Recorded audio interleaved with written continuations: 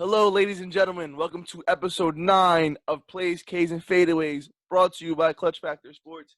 Boom, I got two number 9s for you.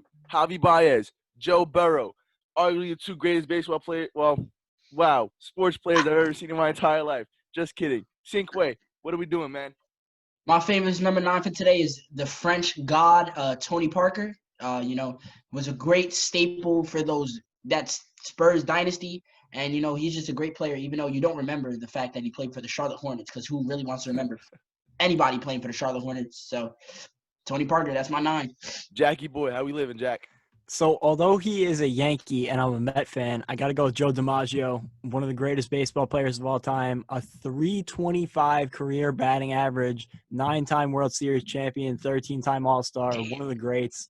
And it just shows even more respect that he's a Yankee and I'm picking him as a Met fan, but he's just an all-time great. I feel you, man. Mo, welcome back, my man. How we doing? Give me your number 9. What's going on? My number 9, someone who Laker fans don't love as much, but I think he'll come around for us, Rajon Rondo. He'll bring that championship pedigree in the playoffs, and I think he'll carry us to the promised land with LeBron. Absolutely not. But anyways, we are going to start today's episode basically a broken clock. We're just going to keep repeating on this terrible, awful topic of the MLB versus MLBPA, whatever the hell you want to call it at this point. Long story short, ladies we're and gentlemen, going to make it quick because I think we've said just about everything. Like at this point, we're just tired. Got to give you an update. Can I ask you guys just one big picture question I kind of thought of when I was looking at some headlines? Yeah, Mo. Do you think this could be the downfall of baseball in general? Because they're talking about how owners, like if they don't claim this 82-game season, right, they'll lose $787 million apparently. And then in 2021, they would lose about $900 million. Do you guys think this could be the end of baseball in a way? The end of baseball, I would say no, just to the fact that baseball is still top 3 as far as watch sports in the U.S. Yeah, as far as watch sports. Right. I would say baseball's been declining for a couple years now. I wouldn't say it's a death of it, but it's a sign for diehards as far as how Jack and I watch baseball. It's a sign that it's hard to take baseball serious now. Right. So I don't know how again, I was speaking for myself. I did mention Jack. I was speaking for myself. Cinquay and Jack, how do you guys feel about that? I'll start. I think that although it'll be very harmful for baseball if they miss this season alone, and obviously even more harmful if they miss 2 seasons in a row because the collective bargaining agreement's coming up, and I've been saying that's going to be a problem for months now, and this would just make it worse. I will say if they don't get any games in this season, I don't see any way that they don't come to an agreement on a new CBA, just because the owners, the players, no matter what divide they have in between them right now, they know that this is a crossroads for the game. One way or another, they have to come to an agreement or they're all losing money. Everybody's going to lose. So Instead of cutting off their noses to spite their faces, one side or both are going to have to cave in some spots to come to an agreement. With that being said, even if they miss this season, and even if they miss this season and next season, and they play 2 years from now, I don't think that it will be the death of baseball. A lot of people have been talking about that, and I know people have been saying baseball's on the decline, and baseball is in a rough stretch right now, you could say. But when you look at the numbers, it's still, by the revenue numbers, the second most popular sport in America right now. So by the numbers, they're doing well. They can afford, especially this season off, because everybody's up in the air with the coronavirus. So they could pass that off. Next season, they would start to get into some boiling water, but I still think that they would survive one way or another. It would just be, there would be a little bit of a break of trust between the fans and the game. So they would have to earn back that trust, and it would be very interesting to see how they came back and tried to win everybody back, really. Wait, what about you, bud? Obviously there's a big problem in the MLB because the owners, the players, they can't agree on not a damn thing. They can't even agree if the sky's blue right now. I don't know what they're going to do, but there's also – I was on my way home from the courts. I was listening to ESPN radio, and Travis Shaw was on, third baseman for the Blue Jays, and they were talking about is this like so obviously you know that the players said forget all the not notifications negotiations, and they said all right, you know, just time, place, amount of games, let's do it, like we're tired of it. So what I heard is, well, what they're thinking is, are the owners purposely going to drag their feet and wait this out another two to three more weeks so they can just offer them the lowest amount of games possible just to try and save money of their own, to save their own pockets? And thinking about it, it's a possible cause because obviously the big problem of it all is money. Like that's the number. To me that's the only thing I feel like they don't agree on is money. They don't really care how many games. They don't really care where they play. It's just a money. It's just a money aspect. They don't want to pay the players money. They want to pay Mike Trout $8 million when, sorry, but you're the dumb people who decided to pay him $36 million a year. Now you have to reap the benefits. And not to cut you off, but really quickly, just to back up your point, I believe it was Trevor Bauer was on Twitter the other day breaking down the numbers, and multiple reports have said that money is the only disagreement. The players want 100% of their prorated salary, which prorated salaries are already their original salaries cut almost in half. So they're already losing a lot of money. The owners refuse to give them 100% of the prorated salary. I think the highest they offered was 85%.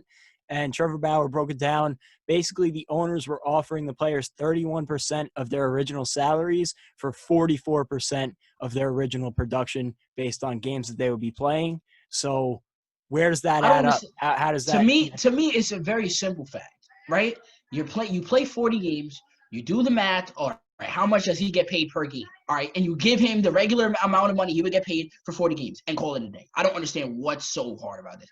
Obviously, I'm not an owner, but if you want this to work out, you just give them the money. Like, they worked for this. This is what they do. They work their whole lives just to come up to the MLB, and getting drafted in the MLB is no cakewalk. It's not like the NBA. It's not like the NFL. Especially this year that they narrowed the draft down from, what was it, 64 rounds to 5 rounds? Is that and you not only do you have, like, for the NFL, if you get drafted, you're playing day one. For the NBA, you get drafted, you're playing like day one. You know, you might go to the G League, but that's it. Like, you might go to a practice squad. You know, like, but because my boy's cousin, he got drafted in the first round by the Colorado Rockies. His name is Mike Nicorak. My man's has been in the league like 4 years now, and he's still in Double-A. And minor league players get treated horribly. Like, they don't care about a minor league player. Like I forgot who said it, but Jeff McNeil was working construction on the side, and he was happy that he got called up just so he didn't have to work construction this summer. I mean, not this summer, this fall. Like, that's crazy to think. Like, obviously, I understand, like, you want to save money. I'm all about saving money also. Everything I do, I always try to save money. But at the end of the day, you got to spend money to make money. Like, and you gotta just suck it up, and let's get to this money, and let's give the fans what they want, because the fans are dying for sports. All sports fans are dying right now. And I alluded to it last week as well, as far as like given the circumstances that basically like the country is in right now. If you would have agreed to any sort of baseball terms, like the point of viewing baseball, your revenue would have gone up just as far, like, alone with bets. Like I said, listen, you have degenerate sports gamblers out there. People have nothing to watch. Exactly. One of them here in this call right now. I'm itching to bet. I swear. Exactly. So, like, it's the fact that, like, the marketability alone of sports betting just helps everything. You're gonna get the views. You're gonna get fans off of sports betting. I know people who have never watched hockey a day in their lives and literally they bet on it and loved the Vegas Knights in their first year of their first expansion, just because of the fact that they were making them so much money because they were literally favorites in almost every single game. So why are you talking about me like that, yo? it was just one of those things that, like, you don't understand the impact of sports betting on a franchise, and as far as, like, of an organization and how much money it can get you until, like, again, you see the sport happening. So that's basically, like, I want to wrap this topic up here just for the fact that, again, we've been talking about this for the last 3 or 4 weeks, and it's just I'm getting annoyed with it. I'm starting to hate baseball just for the fact that I'm just tired of talking about not watching baseball. So, I want to wrap that up. One last point I want to yeah. make on the matter. It's especially sad because you look at the state this country is in right now and how much divide there is and how many problems there are with the virus and everything. And then you look at this and it's billionaires feuding with millionaires. And although I think we're all on the player's side because definitely the owners look worse in this situation, there are no winners in this situation. There's nobody on the side of good in this situation. It's all about money. The love of money is the root of all evil. And right now you are seeing greed take over on both sides. And that's coming from somebody who is behind the players. I agree with the players in this matter, but nobody is right here. So let's not get it twisted. Right. Both of these sides need to work together and come to a deal, come to an agreement. Somehow, some way, there has to be a way. So just figure it out. Right. I mean, again, I'm prolonging the topic, even though I wanted to end it. But Rob Manfred, again, messed up as far as almost basically guaranteeing an MLB season almost a week ago. And then within the last 48 hours, again, we recorded on a Tuesday. Within the last 48 hours, he was just saying that I'm not entirely sure we're going to get a season. So, like, and I believe incompetence. Is his name Tony Perez? It's one of the execs on the MLBPA. His name's escaping me right now. But he basically called out Manfred and just said, like, yo, you're basically a joke. How are you going to guarantee something not knowing what's going on in the actual negotiations? So it's a double-edged sword as far as the negotiation right now. Again, I said it last week. I'm pretty sure Jack agreed with me last week. Yeah, Jack. Tony Clark, by the way. Tony Clark, thank you. We basically came to the agreement last week that we're at the point where it'd be best if we just don't have a season. Just for the fact that there's too much animosity between both sides, and it's going to be hard to watch just for the fact that you know that the season won't matter. It's just something to put on TV. And if you're not going to get this one, you better put 1,010% into figuring out that collective bargaining agreement. I agree. So that's why that was my. This is what it takes. If it takes losing the 40 games of this season that we would have to put a new CBA on the table and find an agreement on that, that's what we got to do.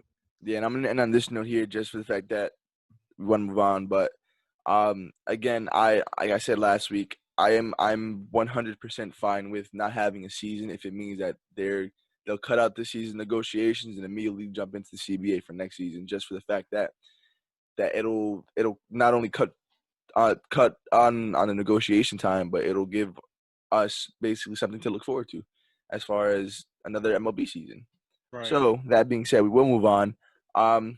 There is more sports drama to deal with as far as the NBA, and it could be a chance we might not see an ending of the NBA season. So that went from basically looking like a surefire thing to, whoa, hold on, time out, take a step back, and maybe not. Kyrie Irving is on record saying that he doesn't want to start his own league. I don't know how that'll work.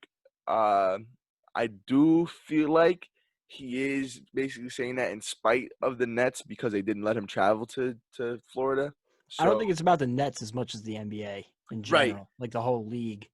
Right. I mean, just to basically recap the whole situation, Kyrie Irving was on a Zoom call, just as we are right now, with about 200 other players, I want to say, and they basically just spoke about whether they should have a season or not. And there's a couple players that supported the idea. I want to say Avery Bradley, Carmelo Anthony were some names to Dwight Howard. Yes. Me and Lillard was another one, I believe. So basically, they just want to not have a season and then talk just to show like that they are with the community as far as everything that's going on in the country right now, other than the coronavirus pandemic that we're going through right now. And then you have guys as far like Ed Davis, and who basically say that, listen, like guys like that can afford to do that. You know, they have $10-15 million mansions in their respective areas. Meanwhile, I'm thinking the most money Ed Davis has ever seen was about $4 million a year. So, granted, in certain states, and you know, the tax laws and and the property Uh-huh. laws that they're going with, and like the And property. Ed Davis was paying those Brooklyn taxes for at least a year, so exactly. he was So- getting his pockets hurt there. So again, I want to get your guys' opinion on it. Mo, I'm gonna start with you. Just give me your little thoughts and your breakdown on the whole situation. How you feel this can maybe help, or how it might not help the league, and just give me your thoughts. I'm gonna really go. I'm not really gonna talk about Kyrie and the whole making your own league thing. I think that's kind of asinine, and there's just so much things that go into the NBA to make the league the way it is. But in terms of what Kyrie's message, I understand it. I see it. I can't say that I can understand to the level that they understand it, obviously. But I try to understand what they're trying to say and how they're trying to convey that message. But I think I'm gonna go to what Austin Rivers said on his Instagram. Them using the platform of the NBA could be bigger than anything else they could do by sitting. In my opinion, I think the NBA is the most progressive league. I think we can agree out of all the leagues in America, easily, right? Yeah. So promoting a message in the NBA would be the easiest thing to do. And like me and Dave were talking about this earlier too. Like, there's so many kids, so many people that look up to these NBA players, and just having them, stand for the Black Lives Matter movement and, showing their support, seeing what they're doing on a national level would just infinitely mean so much more, especially in a time where baseball is not going to happen, most likely. There's no sports. There's nothing to really look forward to. NBA coming back would just mean so much to everybody. So I think having an NBA season could have way more of an impact than the players sitting out. And I'm going to say this based on what I've read and what I know. I feel pretty confident the NBA will have a season. Yeah, there's a lot of players disagreeing, but I think there's way more players, especially like the guys you mentioned, like Ed Davis, who really do want to have that season. Well, again, So I think we will have LeBron it. James. Not to cut you off. I'm sorry, but LeBron Yeah. James himself said, like, listen, like we're like, and he basically said the same thing as Austin Rivers. Like, listen, we can help the community. We can help what's going on in the world. Because again, 95. Well, again, I'm gonna just throw a random number out there. I don't have any statistics to prove this, but 95% of the league is a minority. They're Black Americans. You have it's Right. almost all colored, the entire league. So listen, you have young kids, especially now in the given circumstances, the young minorities in the country, they look up to guys like LeBron James. Like, they look up to guys as far as Giannis Antetokounmpo, Kawhi Leonard, etc. Like, Right. you playing ball on TV is a glimmer of hope for them, especially going through with everything that's going on in the world. And Patrick Beverly said, "Listen, if LeBron says we want to play, like, we're playing. I was just Like, gonna there's say no that. arguing it." So go ahead, Jack. I'm sorry to cut you guys off, but Jack. By the way, I'm sorry, the statistic, 76% of the players are minorities. That's a Exactly. lot, Exactly. especially compared to other leagues. That's a lot. 3/4 of the league. Yeah, easily. Yeah. Um, 3/4 of the league. there's just like so much to unpack over the past week, but I'll start at like the simplest part of it all, which is obviously there was the quotes from Kyrie Irving earlier in the week. Obviously, again, we're recording on Tuesday, so like last Tuesday after we recorded, when him and Avery Bradley really brought this to the league's attention and had the Zoom call and all that. I honestly believe that all of that was more of just trying to generate a conversation. I don't think that a lot of players don't want the season to happen. I kind of think that this is just trying to like generate awareness to like, hey, we need to have this conversation.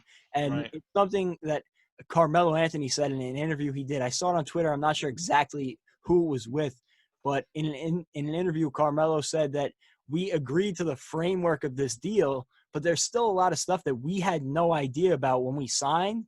And now it's like the NBA is just trying to go as fast as they can and fill the holes as they go. And that's all they can do. That's not a criticism on the NBA. Like, they're doing the best they can, but there's only so much that you can put on the table at once. Like, Woj tweeted one of his favorite small details in the new deal that was put on the table today. It's like 128 pages. One of the small details. 113. Yeah, 113 pages. There's no doubles ping pong, at least for the time being. Like, you can only play singles on the ping pong table. So it's like that's the stuff that needed to be worked out. And obviously the players don't know a lot of the stuff that's going to happen behind closed doors. So when it gets fed to them, some of the stuff is going to be shell-shocking to them. A lot of the players didn't realize that they wouldn't be able to see their families for 3 months. It can be tough to take all that in. So I get why the players have some pushback here. At the end of the day, I agree with Mo. I think there's definitely going to be a season. Actually, as we're talking about it, Woj just sent out a tweet now, and on June 16th, 2020 at 9:43 p.m.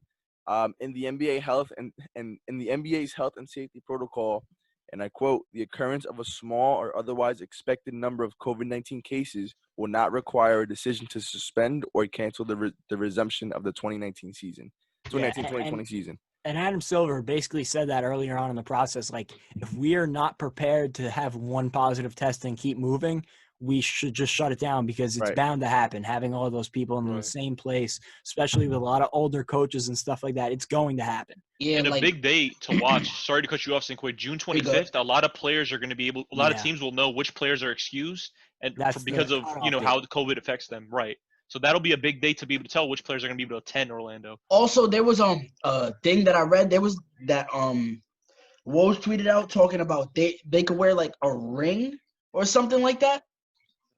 A ring. I'm gonna see if I can find it. Right. While Quay finds that, I kind of want to shift the conversation to the other side, not really related to the coronavirus, but more to the social injustice that's happening in this country right now and all the civil unrest that there is. And this tweet that I pulled up from Woj was something that I wanted to talk to you guys about before. Totally forgot to mention it, but it's a reply tweet to a story about Avery Bradley, who was kind of co-leading this coalition of the players. And Avery Bradley said, regardless of how much media coverage will be received, talking and raising awareness about social injustice isn't enough.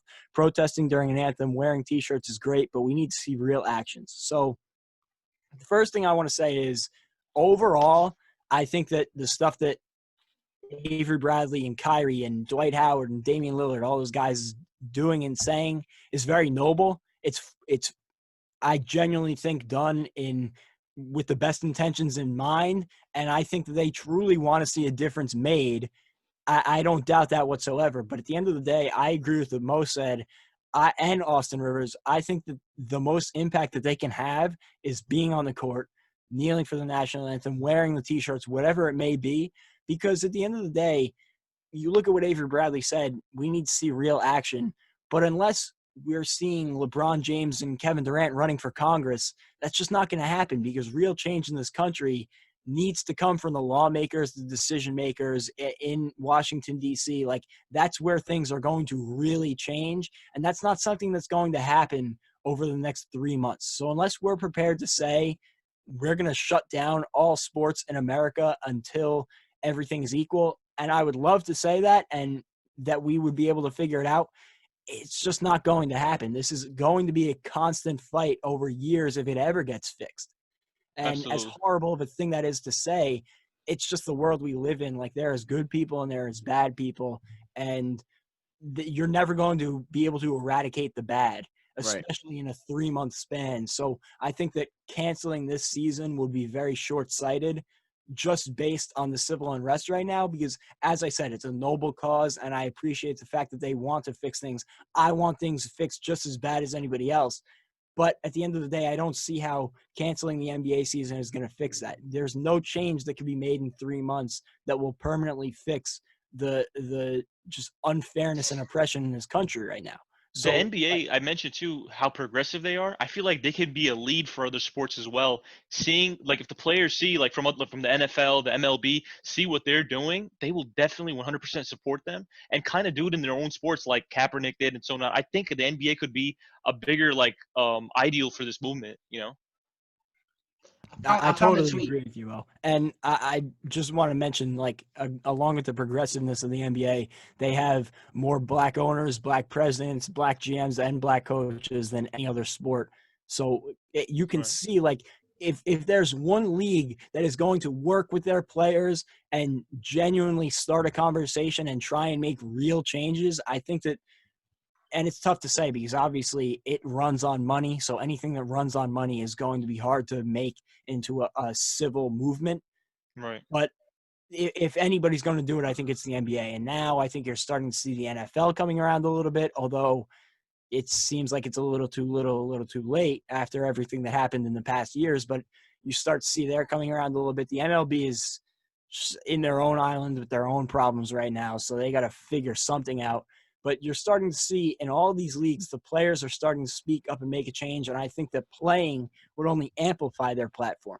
Think about how powerful it would be for, LeBron James or Kawhi Leonard to win a championship, take the mic from, whoever the reporter is, and bring attention to this movement. It's like Great they point. did at the ESPYs the one year with Right. LeBron James, Carmelo Anthony, Chris Paul, and Dwayne Wade. And they stood up on the stage wearing all black and gave such a powerful message. If you've never seen it, 100% go and watch it. These players have such a strong voice, and it only comes from being basketball players. As terrible as it is to say, but without the NBA, you would never know half of these guys' names or hear their voices. So they need to use that. Use the platform, correct? Yeah, Quay, you said he found on it. You said he found the tweet. Yeah, it wasn't by Woj, it was by Sham, so wrong breaker. But it said inside the Orlando bubble, NBA players will have the option of wearing a ring that could help with the early detection of coronavirus, tracking temperature and respiratory heart rate. Wow. I mean, that's listen, not even just an NBA development. That's like that's a big huge as far as medicine in general. That's like that's as people, like that's huge. Absolutely, and I feel like they're being provided a lot of precautions, a lot of safety. I think the NBA is doing a phenomenal job of laying down a plan. And Dr. Fauci, our head of I forgot what it was exactly. I think the diseases and control. He's the one that said that the NBA's plan is ideal. He loves it. He thinks it's a really good plan to restart the league. So I think they'll be perfectly fine in terms of the coronavirus. You have to do something like. This is something that Adam Silver said like way back when everything started and the NBA kind of closed their doors and shut down. They said, I believe they had a conference call with all the major commissioners of U.S. sports and Donald Trump. And Adam Silver said, we were the ones to shut things down in this country because nothing really stopped until the NBA halted their season. And then everything else was kind of a domino effect. At the time, that was big. Yeah. That was huge news. And he said on that conference call, if I remember correctly, we were the ones that kind of put a halt to everything. So we would like to be the ones to get things started again, put a jump start in this economy. And I think that getting the NBA back would be a very good way to do that because you're looking at a time right now that if you wait much longer, the value of $1 is going to be like a piece of printed paper. So you got to do something. And hopefully we can figure out this virus soon enough. But right now, you need to put something on the table because we need to get the economy back. Right. It's almost as big of a problem as the virus if we keep going without anything. Absolutely. So I do want to shift gears here. Basically, we came into this episode just basically on two topics, but I just thought of this topic here on the limb just to kind of change the mood of the whole situation, put some light on today's episode. Excuse me.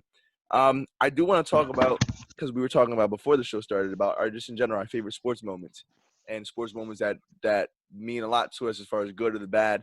So I do want to ask you guys this: any sport, any time from that you guys remember, give me your top moment, whether it's good, whether it's bad, whether it's made you happy, whether it made you sad.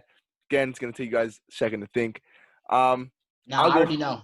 I'll go first. While I will give us a second to think here, if you let me go on a little tirade. Short tirade. The PGA Tour actually came back this weekend, and I know that none of you guys are big fans of golf. I know it's really me and Almar who are the two big golf fans in the chat, but I was really impressed with the way the PGA Tour opened things back up. And although it's not the NBA, it's not the MLB, there's not like contact between the players or anything like that. They went through the whole weekend with 0 positive tests for the virus, went off without a hitch. You were watching the tournament, it seemed like there was nothing different, and it was a great tournament. It came down to the wire. There were some crazy moments at the end where Xander Schauffele blew a 2-stroke chance at the end. He missed a crazy putt on 17 that was like a 3-foot putt, rimmed in and out. And then they go to a playoff, and Colin Morikawa misses the same 3-foot putt on the first playoff hole. And it was just a crazy way to get back into the swing of things. It was great for golf. And any sports fans who are looking for stuff to watch, the PGA Tour is going to have an event every weekend now through October they have planned. And there's going to be some good events coming up. They have their majors, and fans are going to start coming back soon, apparently. So the way they're handling things is really impressive. And the fact that they were able to pull everything off, have a great tournament, have no positive tests, and the players were all positive about it. They had great mics set up around the course where the players could do interviews. It was really, really impressive. And I urge any sports fans, I know golf isn't thought to be the most exciting thing in the world, but if you're looking for something, I know I'm jonesing for sports.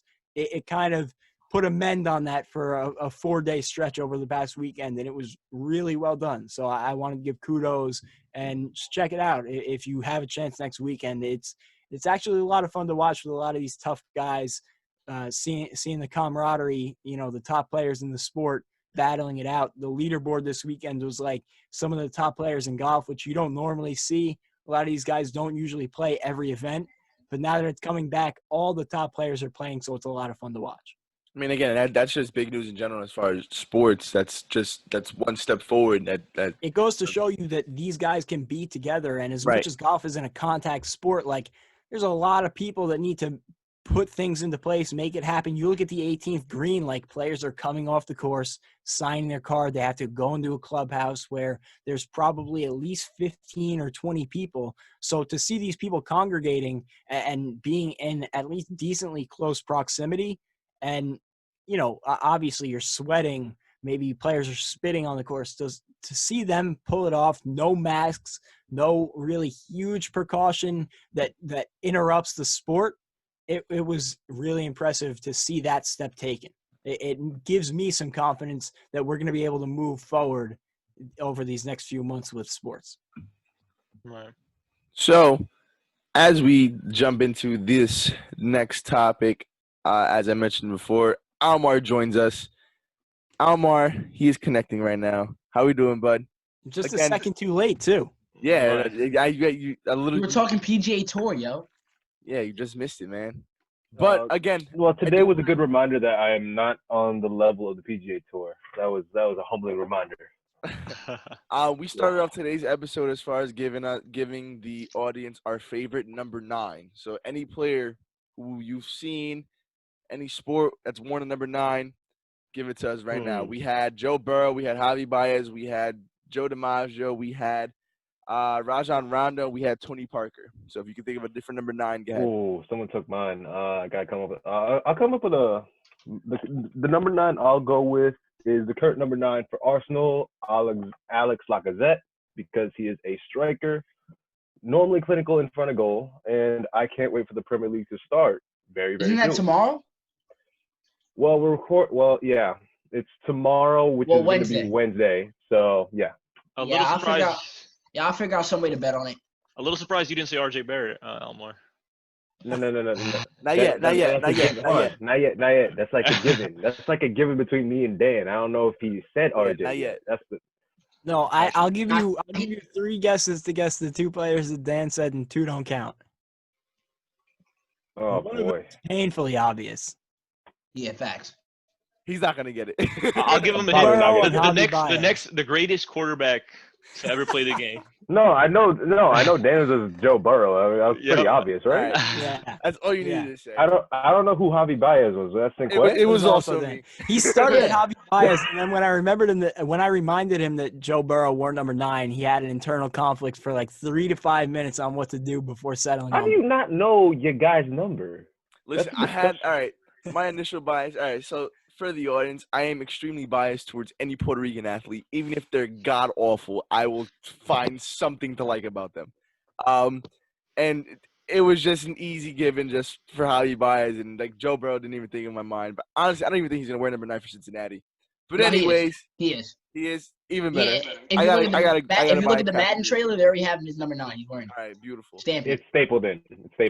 But Almar, since you did miss it, we are going into our last topic of the day. I just threw it in there. I asked the guys here of our favorite sports moment. Any sport, whether it's a good favorite, a bad favorite, something that made you happy, something that made you sad, something that would always be memorable, instilled in your brain. I'm not gonna lie to you. I have a couple. I got a couple, but just given the fact we have a good amount of time left. I don't want to go crazy on today's episode, but give your top 3, just quick little synopsis, what it is, how it impacted you. Good, bad, the ugly. Give me all of them. Quay, since you already have yours, give me yours first, bud. All right, so first one I have Chris Paul, Game 7, first round against the Spurs. One of the greatest Game 7s of all time. Best series of the last 20 years, in my opinion. Bro, man, shot his hamstring out. Shot it out, came back in the game, and just lit everything up. Shoots a midi for the game. Beautiful. Work of art. Chris Paul's my favorite player of all time. So, it's like him and Blake Griffin are like right there. Like they're right there with each other. Right. And the fact that they got to play together and I got to watch them, they're literally the reason I am a Clippers fan at this current juncture. That's one of my favorite things that I've seen. Of course, rest in peace to Kobe Bryant, of course. The 60-point game on the way out. I mean, you cannot script that. You can't. You cannot script that. Like Gordon Hayward, just like he said, Gordon Hayward said, I did not let him get that 60. Like, he earned that 60. Kobe, he said Kobe would have beat my ass if I'd have let him score 60. So, he had to work for that. That moment, amazing for sports. The lob from Jamal Crawford to Blake Griffin. In my opinion, that is the greatest alley-oop of all time. I don't think. I like how you didn't even have to describe it for us to all know what you No, right. You don't even need to know which one. I have a lot of moments. Also, the execution of Brandon Knight. Oh my God. Oh my God. When DeAndre Jordan actually baptized him. Hey, listen, that was a bad year for Brandon Knight because at the Rising Stars game he got Kyrie. his legs destroyed. He sniped his ankles. And after that dunk, he was never the same. He was never good ever again. At all. He literally became a journeyman ever since. He was never good again. He found a way to steal $75 million from God knows who. Because I don't remember. He's been on so many different teams with that contract. Yeah, he was on the Suns for a little bit. He's on the Cavs now. He was on the Pistons like twice. He was on the Bucks. Yo, he was on mad teams. Yo, but he's actually a solid role player. But he's not when he's healthy. He's a solid player, but he has some of the worst moments in NBA history. No, he's worst low light. Yo, he has the worst low light. He has the missed game-winning layup against the Nets. He got shredded by Kyrie in the Rising Stars. I love how each of you had one bad moment. Like, you each said a different moment at the same time. Yo, like, he be getting bodied. Yo, it's so bad. Like, that's literally the reason why, like, as a coach, you just can't play. Like, yo, you're actually a joke. Like, I cannot have a joke play on my team. Like, I'm sorry. You got baptized by DeAndre Jordan. You had your ankles. Hold on, in fairness, everyone's been baptized by DeAndre Jordan one way or another. Yes, but no, that was actually horrible. Like, I'm serious. He that smacked him so hard to the ground, I don't think he knew where he was. You're describing death to me. All right, wait, now I have a question now. Since just a generic question. All right. What was worse, DeAndre Jordan on Brandon Knight or LeBron James on Jason Terry? Oh, man, that's tough. That's actually tough. LeBron James Terry was also in the playoffs. Honestly, because look, you got to think about it. The LeBron on Jason Terry, he didn't dunk it that hard. No, like that stare down though. I don't care about the stare down. I don't care about the stare down. But you got to think about the dunk by what's his name? By DeAndre was crazy. He dunked on Blake had to hold him. Did you see how Brandon Knight fell? Like, that was bad. It was hard as hell. Like Jason Terry didn't get really hurt. No, Brandon Knight, I promise you, he did not know where he was. I think DeAndre's dunk was better. I think LeBron's might have been more disrespectful for the situation. No, LeBron was so disrespectful. They actually played with him. The fact that the Heat were up by 20 in the playoffs, he dunks on him, and then he just stares at him. And then the sequence completely unnecessary. The sequence of passes that happened too. It was like Norris Cole to Mario Chalmers. Chalmers could have easily laid it up. Hold on, they could have laid it up 2 separate times. That's what makes it more exciting because the two people that pass the ball, LeBron James, are like nowhere to be seen now. Facts. But then I mean, of course, Blake Griffin's a walking highlight reel. You got to dunk on Timothy Mozgov when he actually babied him.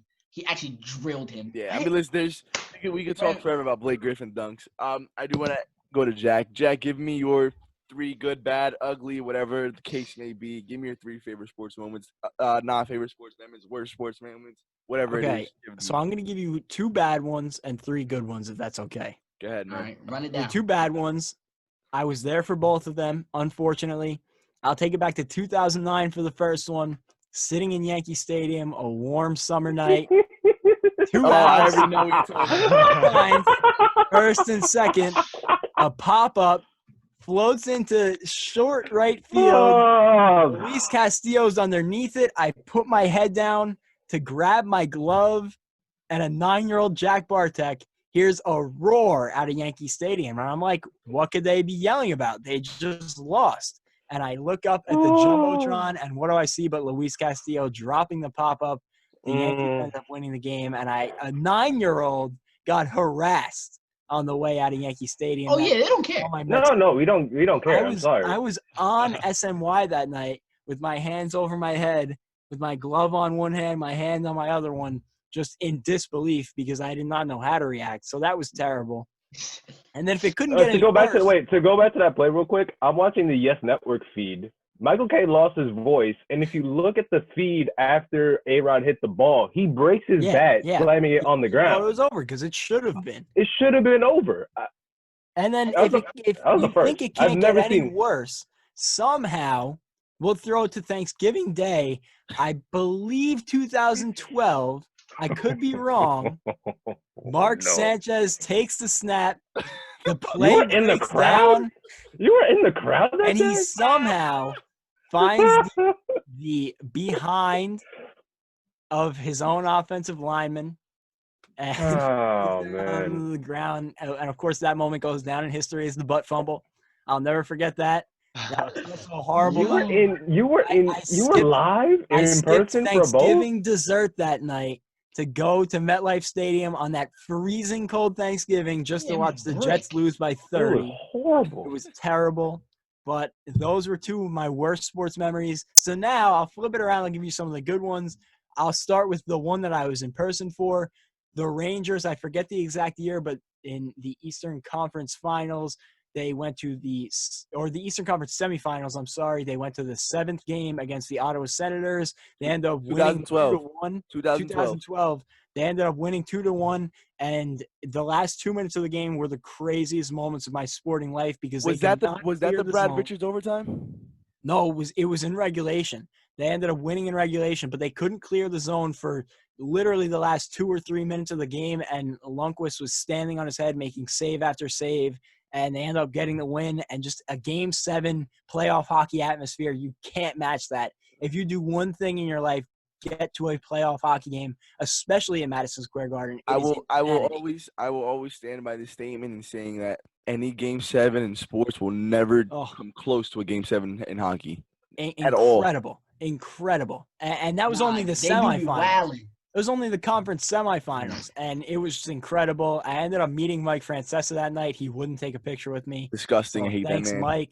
He's the worst, but I'll skip over that one. So then not as much a moment, but I'll say the 2015 Mets season, we were talking about it before. If I had to break it down into one moment, the Wilmer Flores game when he hits the home run in his first start back after crying on the field. He pumps his jersey with the Mets on it. It was just like a storybook moment, a game that I'll never forget watching. And, that season obviously was magical. Watching them win the NLCS was incredible. Just stop it right there. Just stop right there. And then the season ended after that, of course. Yeah. But that was a great season. And then my last moment, I'll get away from my teams here. Probably the greatest sporting moment of my life that didn't involve one of my teams. Game 7 of the 2016 NBA Finals when the Cavaliers come back from the 3-1 deficit. They beat the Golden State Warriors. I mean, you have the block, the shot, the stop, just an incredible sequence of events. And then after the game, all the emotions, Cleveland, this is for you. Just literally moments that I can break down one for one. I had like a LeBron throwback jersey on. Like, it was just a moment that you will never forget where you were at when you saw it. I don't know if I'll ever see a moment that great in sports, but that's my list. Almar, I'll flip to you. If you have a 3 or a 5 or a 10, whatever it is. I listed a couple. I don't know. Bear with me. I have no idea how many they are exactly. I'll go with the one bad that I listed. I hate Roy Hibbert till this day. Oh my Block god, Melo. dude! I feel No, you. mind you, we're still up. But if Melo puts that dunk away, I The feel game would like have been over.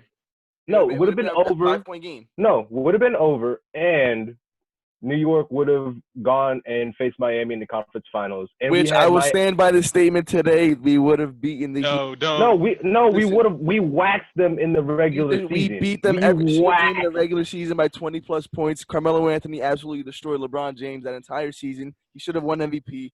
But that's I feel like episode. hold on, hold on. If there was a year, that was the year. But I digress. I will go back a year and a half before that for the first good moment. Mo, you're gonna hate this game. Oh boy. Jeremy Lin, 38 points against the Los Angeles Lakers on national television. I'm loving it. I'm loving and hating it so far. Hold on. Keep going. The problem with that game is whenever Mike Breen does a national televised game, but it's a Knicks game, you can hear the happiness in his voice whenever the Knicks do well. In that game, the Knicks did really, really well. And the 1-3 that Lin hits in the corner to put the dagger in the Lakers' hearts, I've never heard MSG that loud off 1-3 in my life. The anticipation for that game was ridiculous. Like, and he got the Sports Illustrated cover off of that game. I have that magazine somewhere. Correct. Insanity. I regret not getting that one too. I have it too. I have it.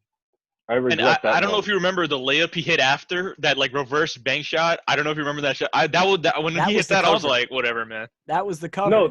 The spin move layup in the first half had my jaw on Kobe drop. Bryant at that.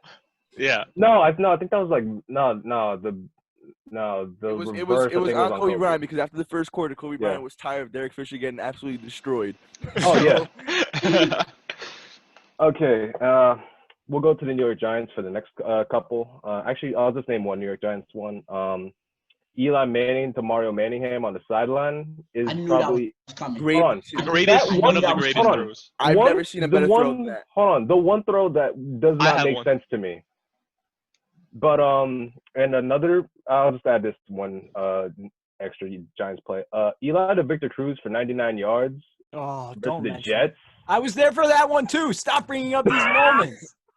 Wow, Jack. Stop going to your team's games. Yo, Jack, do me a favor, Jack. Yo, never go to a Clippers game. Never go to Never go to a game? Yo, you got some bad voodoo, yo. You got some bad, man. I don't know what it is, Jack. Just don't go to games. I would love to say it was me, but it's just the fact that my teams were bad for a very long time. So we're back. No, we're backed up at the 1. We can't even punt from a normal distance. And you don't have to remind me.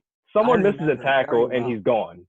That started the demise of the Jets secondary. Yeah, and the last play I'll mention, last moment, is John Brooks' goal versus Ghana in the 2014 World Cup. That changed the complexion of soccer in America forever.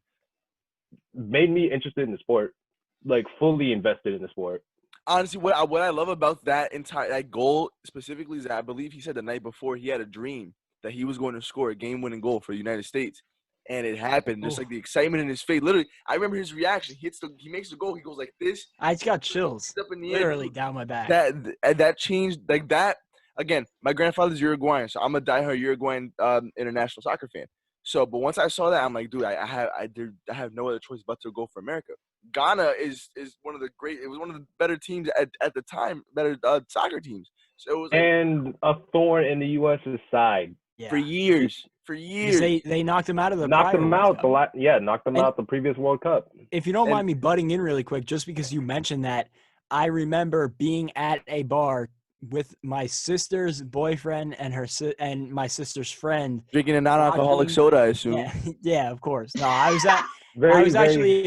at Buffalo Wild Wings, I think it was, and we were watching when Landon Donovan scored the game-winning goal against Algeria in 2010. What a throw by Tim Howard. And that was insanity. So just because you brought up that World Cup moment, I had to share one too. Oh, no. Tim Howard also saving everything versus Belgium because I remember that game, horrific. Yo, Tim Howard was wow. They wound up losing that game, but didn't he have like 22 saves or 26 saves? They should have won that game. Something crazy like that. 16 saves. So I don't remember like the players Belgium had. I know Belgium now is fire. They got both the Belgium Hazard back brothers. then was fire. Yeah. It was I don't remember who they bad. have. No, basically the same players that they have now, just a little bit younger. Eden was there. Yeah. yeah. Oh, wow. Hazard, De Bruyne, Lukaku, they were all shooting shots at him. Lukaku. Mo, I'll go to you. Give me your Yep. favorite, non-favorite, worst, best, whatever the hell it is. Give me your moments, boss. I personally don't like to think about the bad moments because there's been a ton, and there's been a ton of good ones. But I'm gonna give You're you a Lakers 3. fan. How many bad How many Yo, bad that moments have 5-year you had? stretch, that Stop 5-year stretch was pretty bad. He just said saying. 5-year stretch. And I'll- about Boy, 10. my 5 whole years? career was What bad. about Life a is a lifetime? stretch. All right, guys. Hold on, guys. what about my lifetime? I get it. I'm my not bad, hearing that. my I'm bad. not hearing that. All right. You All right, so spoiled. listen. You spoiled entitled fan. Hold on, 5 years? I am Ha! spoiled. Hold on, 5 years? 5 bad years? Ha! All right, so here I'm gonna start it off. 5 years. I'm gonna start it off with this is probably my favorite playoff basketball moment ever. It was the 2010 playoffs, Game 6, Lakers versus Suns. I've linked this when Kobe passed away. It was the 2 shots he hit, the 2 fadeaways, one over Grant Hill, the other one was a double team. When he made those shots, Was one coming up the jump ball? no. That was you're thinking about the 06 playoffs, That's 06. where That was he 06. hit the game okay. winner. Right. This was just in the corner. He slaps Alvin Gentry on the backside right after. Oh, It was yeah, like, man. that was tough. I don't Hold on, think that's I the don't think most I could have practiced. disrespectful Kobe I in real life I've ever gift, seen. yo. I probably could have shot 50 of those and not made one. I don't know how he got that shot in. I think Kobe was at his peak then. It was one of my favorite moments ever. Number 2, I'm gonna go to David. Will probably echo this with me. Aaron Rodgers' Hail Mary versus the Cardinals. Oh my goodness. I remember watching it Oh my- live. I literally listen, what a screamed. My freaking entire house. My entire house woke up because right before that he hit it wasn't a Hail Mary, but it was a 60-yard pass Yeah. to Jeff Janis. And man, in my opinion, that was arguably the greatest throw I ever saw. He was going left, he fell backwards and gave enough hang time on the ball for Jeff Janis to catch it right in the middle of the end zone. Over Patrick Peterson. Exactly, over that. Patrick Peterson. Like that was probably one of the best moments I ever watched in my life. I literally was screaming all over my house. And then Oh, no, I would have last bugged moment- out. Yeah, bugged it was crazy. Like I was going nuts. My mom came to the room. What happened? What happened? I was just like, Mom, I just saw the greatest thing ever. I just saw He God. said, "Mama, Yeah. On the football field. Right. And the last moment, it's not really a sports moment. It was an off-season move, but I think this was the biggest free agent signing I ever saw in my life. I think you guys know where I'm going. It was LeBron James to the Lakers. I was When thinking that Danny moment Green, happened- but okay, that's Oh that's yeah, a close second. yeah, okay, Danny Green. okay. When he signed, it was listen. We were going through this drought of where we kept saying free agents coming, someone's coming. LeBron was the only player who decided I'm gonna go to the Lakers, no backup. I'm gonna just go play with these young guys without any help, and he did it. So that was probably like the biggest Laker moment.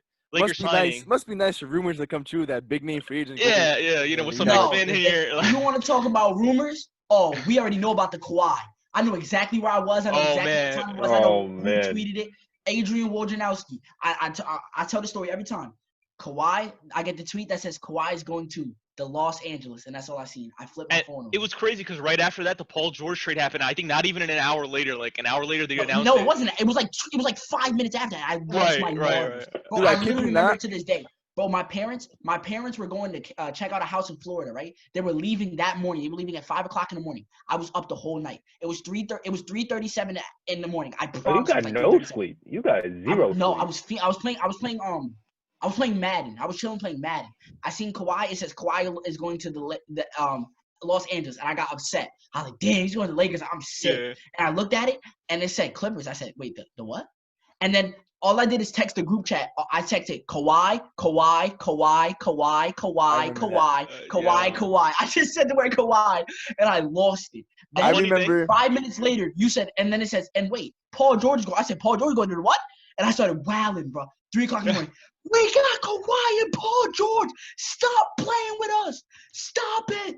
I was wailing. I remember That waking night- up that Never next day forgiven thinking Paul I was in George a since. paradox. Bro, that night I was at a club, and I kid you not, I promise you, this was my reaction. I literally yelled, fuck, really loud in the club, and I swear to God, everybody dancing turned. I'm not even joking. This legit happened in Port of Jersey City.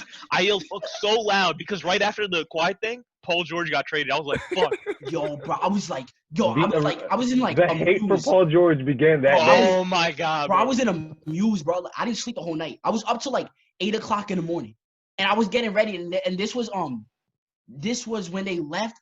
I was getting ready to throw a party. I was getting ready to throw a party. This is the night of my The party. I think. The party. Yes, bro, the best party that Jersey's ever seen. I promise you. Yo, that was the night, and I wound up staying up the whole night, bro. I couldn't sleep because I had Paul George, I had Kawhi, I couldn't do it, bro. It was so lit.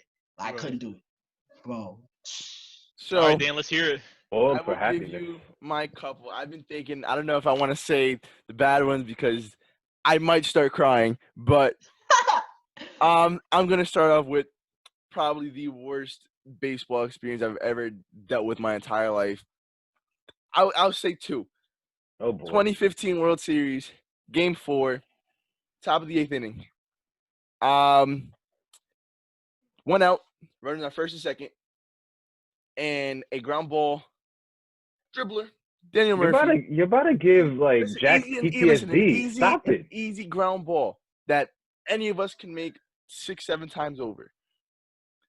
All of a sudden, I see it. I look at my father. We high five, double play, end of the inning. We're going to the bottom of the 8th with the lead. I look again. The ball goes under his glove. You can hear a pin drop in that entire stadium. In the middle of the field. greatest postseason run maybe He's of all time. ever had.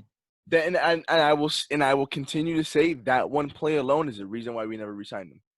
That man lost us a World Series off that play alone. You get that? We tie the series up, and it's a whole nother world. It's a whole new series. I will go to the Harvey next, DeGrom Syndergaard, you got to win 2 I out will of go exactly. You have Harvey and next the day. Royals did not have the starting we had. They had that back end. They had that Kelvin Herrera, that Wade Davis, and Greg Holland. That's what they had. Greg Holland. Wait, Greg didn't they Holland have was out that year. Wait, didn't they have Ventura that year? Giordano? Yeah, I think that was. I think They this had was the year. So in before Giordano That passed '97, away. was the year before he Yeah. passed. Rest in peace. yeah.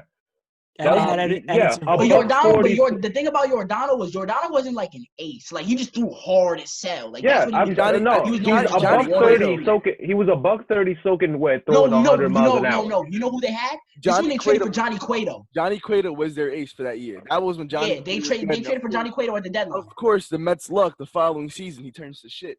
So, Facts. He goes to the Giants and becomes garbage. and again, since we're talking about the Giants, next year I'm at this game too, 2016 wild card game. You know, nothing. Oh, you're one of the best games I've ever seen. One of the best pitching duels I've ever seen. Madison Bumgarner. Why are you're Madison like Bumgarner destroying Jack in against Cinquay? Noah Syndergaard. No, don't even tell me who hits the home run because I already know. Dude, listen. When I say that the Mets had one scoring chance and Madison Bumgarner arguably made one of the craziest catches I've ever seen, I believe it was Ty Kelly on second base or it was Drupal Cabrera on second base. And Ty Kelly. And in a it was either Ty playoff Kelly game. was batting or he was on second base or vice versa with Drupal Cabrera. Whatever it is. Line drive up the middle. I go nuts. I scream. All I see is catch. Madison Bumgarner makes an insane catch. He took a trip to the Walks Matrix. up, walks back to the inning. That was the bottom of the 8th inning. Top of the 9th.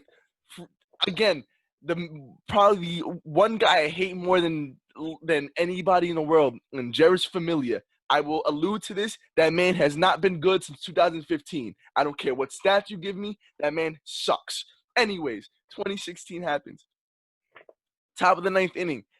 I don't know why you take Syndergaard out to begin with because he was dealing. First and second. No outs in the inning. Excuse me, 1 out in the inning. Freaking Connor Gillespie. Who the Don't hell say is that goddamn Connor name. Gillespie? He's It's a so 3-run garbage. home run. Connor Gillespie is so trash. A guy out of the league 2.5 years later. Where is he 2.5. now? No, I promise you, he didn't make it past that game. They caught him right after. I So promise. it was like, again, those are 2 bad moments. I'm going to switch it to gears because I'm already mad.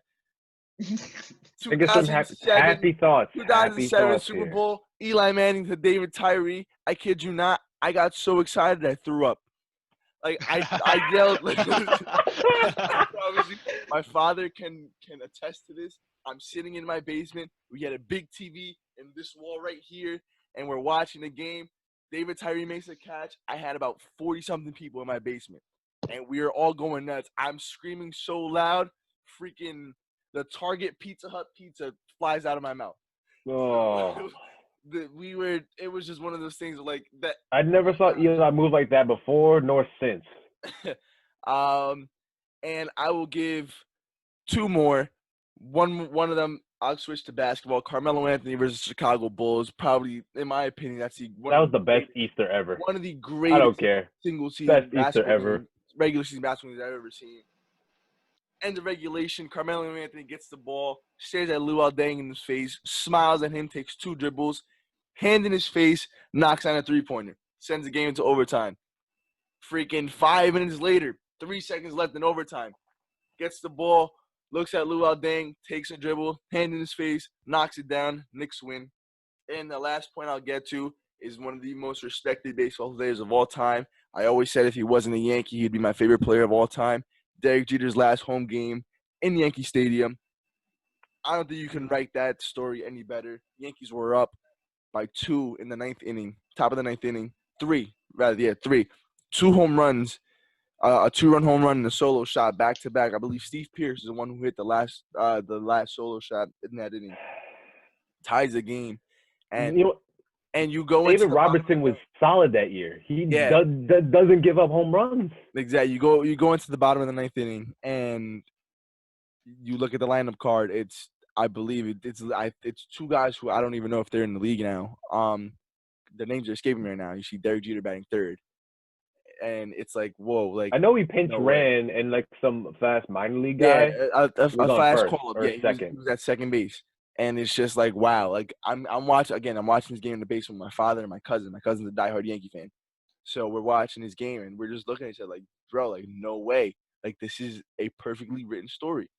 So whatever the case was, it was either a base hit or a walk. Steals second base, and Derek Jeter's up. Ground ball in between the hole, first and second baseman, and run scores, ends the game. Can't write that story any better. Gonna add one more. Talked about him in the very beginning of the episode. I'm gonna add 2 more. Excuse me. I'm sorry. Talked about both in the beginning of the episode. Joe Burrow winning the national title. As an LSU football fan, I've been an LSU football fan for about, I want to say 6 years, and that was a great moment given the fact that greatest single season I've ever seen from a college team. And the last one I'll allude to is Puerto Rico versus Dominican Republic, WBC. First inning, bases loaded, 2 outs. I believe Gene Segura – no, it wasn't Gene Segura. I believe Nelson Cruz hits a pop-up to right field.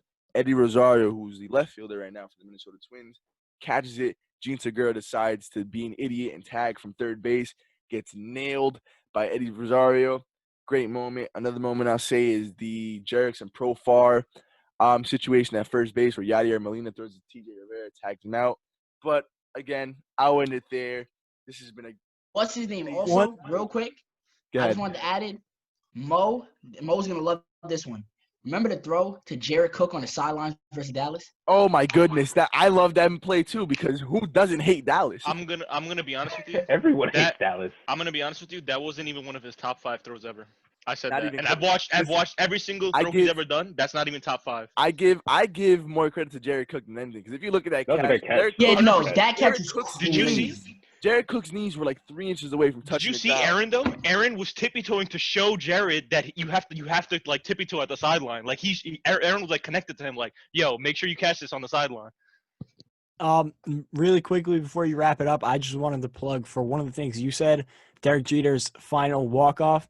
The pinch runner, his name was Antoine Richardson, and he wrote an article for the Players Tribune back in 2017. It's titled My Journey Home. And the first sentence is, do you remember where you were when Derek Jeter played his final game at Yankee Stadium? I definitely do. And it's a great article. If you ever get a chance to read it, check it out on the Players Tribune. Again, Antoine Richardson, My Journey Home. Great article. Listen, and again, that was one of those sports moments that like you know exactly where you were, when it happened, how it happened. So again, today was a very fun episode. It went from being a whole lot of nothing to wow, all right, we actually wrapped this up in a pretty fun way. So again, we appreciate you guys listening. Again, we all here stand by the Black Lives Matter movement. We appreciate everything you guys are doing. Keep fighting your fight. We love you all. And with that being said, we will see you again next week for episode 10. Peace out, people.